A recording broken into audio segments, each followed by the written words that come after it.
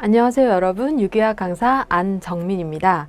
오늘은 제13강 벤젠과 방향족성에 대해서 공부를 해볼 텐데요. 우리가 기존에 다뤘던 다른 작용기와 또 다른 새로운 작용기가 나왔죠. 벤젠이라는 화합물하고 그리고 방향족성 화합물이라는 용어가 새롭게 나왔으니까 이 용어가 무엇을 뜻하는지 잘 파악을 하는 것을 이번 강의 목표로 하도록 하겠습니다.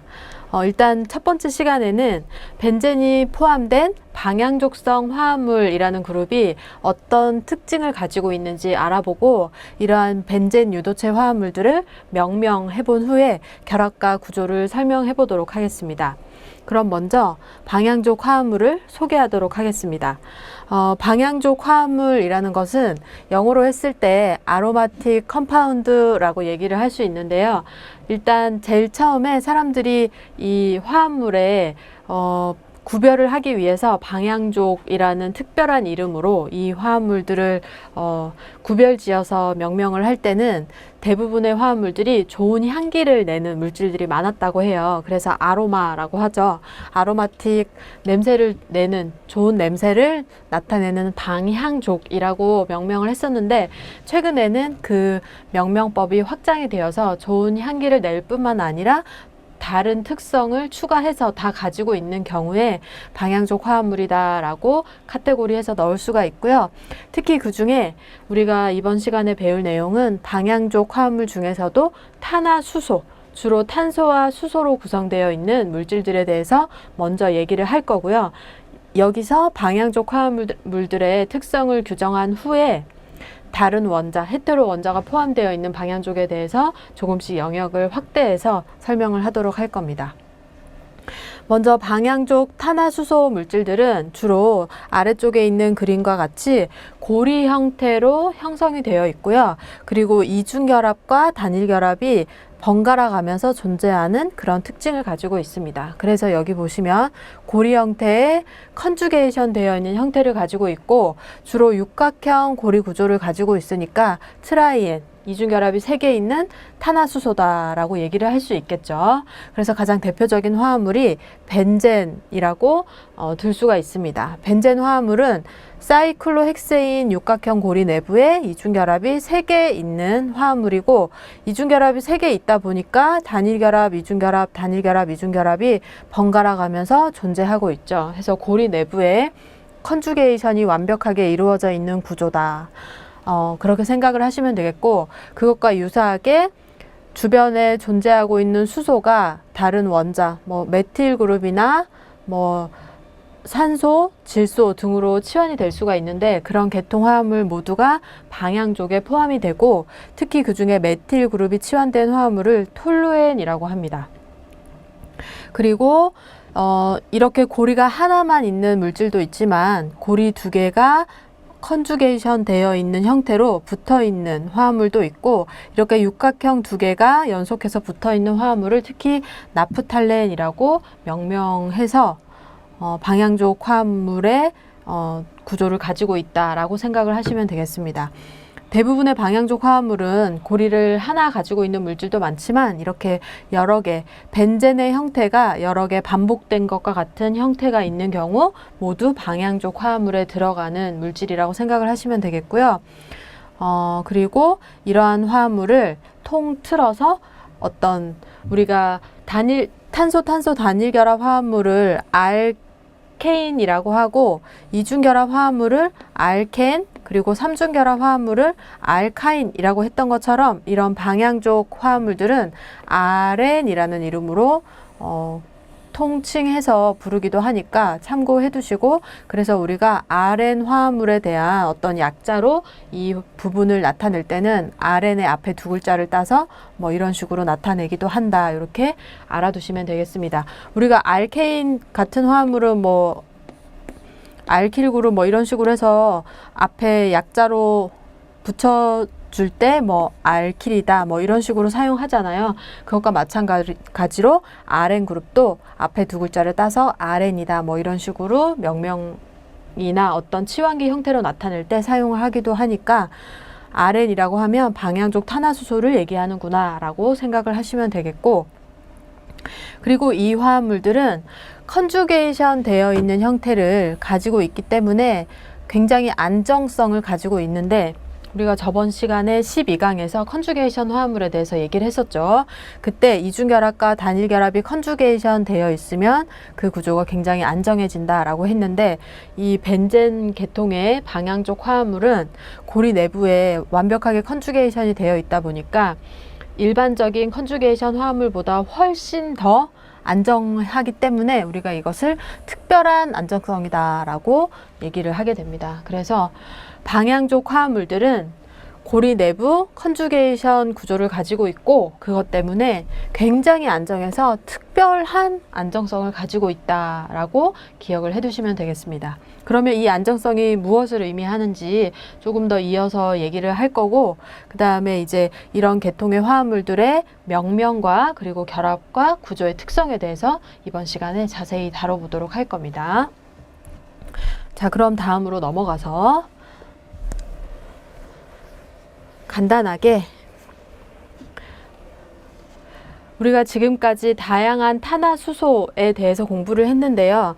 탄화수소라는 것은 탄소와 수소로만 이루어진 분자를 탄화수소라고 하죠. 탄화수소의 마지막 아로마틱 화합물을 배웠기 때문에 지금 이제 탄화수소의 구별에 대해서 정리를 하고 넘어갈 텐데, 우리가 지금까지 다뤘던 물질들은 알리파틱이라고 해서 지방족이라는 이름으로 방향족과 대비되어서 사용이 되고 있었고요. 그 속에 탄소 단일결합으로만 연결된 알케인이 있었고요. 그리고 탄소 이중결합이 존재하는 알켄, 그리고 탄소 삼중결합이 존재하는 알카인이 존재하죠. 이것과 대비해서 전혀 다른 특성을 가지는 화합물이 있는데, 그 탄화수소들을 방향족이다라고 이름을 지어 붙여서 그 안에 있는 물질이 RN 계통의 물질이다, 이렇게 구별을 하고 있는 것이에요. 그래서 오늘은 우리가 이제 RN에 대해서 공부를 하게 될 것이죠. 아까 처음에 얘기했던 것처럼 방향족 화합물들은 지방족과 구별이 되어서 지금 나누어져 있다는 것은 뭔가 다른 특성을 가지고 있다는 뜻이잖아요. 그 다른 특성 중에 가장 큰 것이 냄새가 나는 것도 중요하지만, 이제 일반적인 지방족 화합물 대비해서 방향족 화합물들은 특별한 안정성을 가지고 있다는 것이 가장 큰 특징이다라고 기억을 해두시면 되겠고, 그리고 그것 이외에 방향족성을 결정하는 다른 요인들에 대해서는 제가 이제 이번 시간에 마무리할 때쯤 해서 자세하게 얘기를 해드릴 거예요. 다음 시간에도 얘기가 나올 테니까 그때 이제 다양한 방향족 화합물을 소개할 때 이러한 특징이 정확하게 들어맞는지 그런 것들을 여러분들이 확인을 해보시면 될 것 같고요. 우리가 이제 방향족 화합물은 지방족 화합물과 다른 어떤 특징이 있기 때문에 거기서 구별되어서 나타나 있다고 기억을 해주시면 되겠고, 그것에 대해서 이제 하나씩 차근차근 알아가 보도록 하겠습니다. 그럼 명명을 좀 해볼까요? 벤젠 유도체의 명명으로 넘어가 보도록 하겠습니다. 자, 일단 벤젠이라고 하는 화합물부터 한번 명명을 해보고 넘어갔으면 하는데, 사이클로헥세인 고리 내부에 이중결합이 단일결합과 번갈아 가면서 존재하는 이런 물질을 벤젠이라고 합니다. 사실 IUPAC 명명법을 따라서 이 화합물을 명명하려면 어떻게 명명해야 되죠? 벤젠이라는 이름으로 쓰면 안 되고요. 사이클로헥세인인데 고리 내부에 이중결합이 여러 개 있으니까 1, 2, 3, 4, 5, 6 이렇게 숫자를 붙이고 이중결합이 있는 위치인 1, 3, 5번 위치에 이중결합이 3개 있는 그런 물질이니까 사이클로 헥사 트라이엔 이라고 명명을 하는 게 맞죠. IUPAC 명명법에 따르면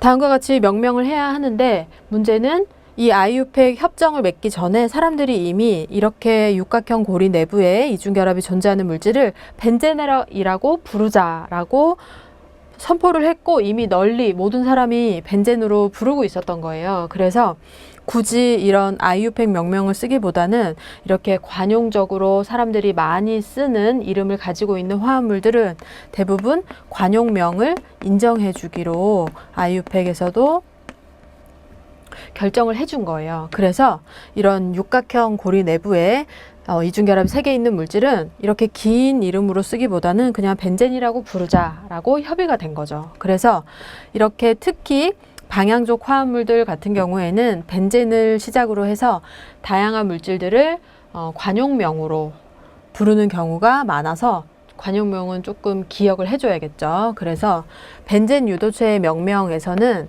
관용명을 확인하고 암기하는 거가 좀 중요하겠다라고 기억을 해두시면 좋겠고, 그리고 관용명을 쓰지 못하는 경우에는 일반적인 아이유팩 명명법을 하는 방법에 따라서 관용명과 함께 적절히 사용을 해줘야 되기 때문에 그 방법이 어떤 식으로 적용될 수 있는지 잘 알아두는 방향으로 공부를 하시면 되겠습니다. 그러면 먼저 벤젠 고리에 기본적으로는 수소들이 다 하나씩 치환이 되어 있는데요. 거기에 수소 이외에 다른 치환기가 있을 때, 치환기가 하나 있을 때 벤젠은 치환기를 그냥 접두사로 나타내서 명명을 하시면 됩니다. 그러니까 여기서는 관용명으로 사용할 만한 이름이 없을 때를 말하는 것이고요. 대표적인 것이 이렇게 할로젠이 치환된 경우 관용명을 사용할 수 없기 때문에 플로라이드가 치환된 플로로벤젠 이런 식으로 명명을 해주면 되겠죠. 고리 화합물이니까 1번 위치에 있다는 건 표현을 해주지 않아도 되고요. 플로라이드가 치환되어 있다. 플로로벤젠 이렇게 명명을 해주면 되겠죠. 그리고 클로라이드가 붙어 있을 때도 클로로벤젠 이렇게 브로모벤젠 이렇게 명명을 해주면 되고, 그리고 NO2라는 나이트로 그룹인데요. 나이트로 그룹은 지방족에서는 잘 나타나지 않았지만 벤젠 고리에 치환되어 있는 형태가 굉장히 많고 안정하기 때문에 앞으로 자주 나오게 될 겁니다. 그래서 이런 NO2라는 치환기가 있을 때는 얘의 이름을 나이트로 그룹이다 라고 기억을 해두시면 되겠고, 이러한 치환기가 있을 때도 관용명은 없거든요. 그래서 나이트로 벤젠 이렇게 명명을 해주시면 되겠습니다. 그러면 조금 더 다른 예를 통해서 이런 치환기를 접두사로 나타내는 거 말고 관용명에 대해서 조금 더 자세히 알아보도록 하겠습니다. 넘어갈게요.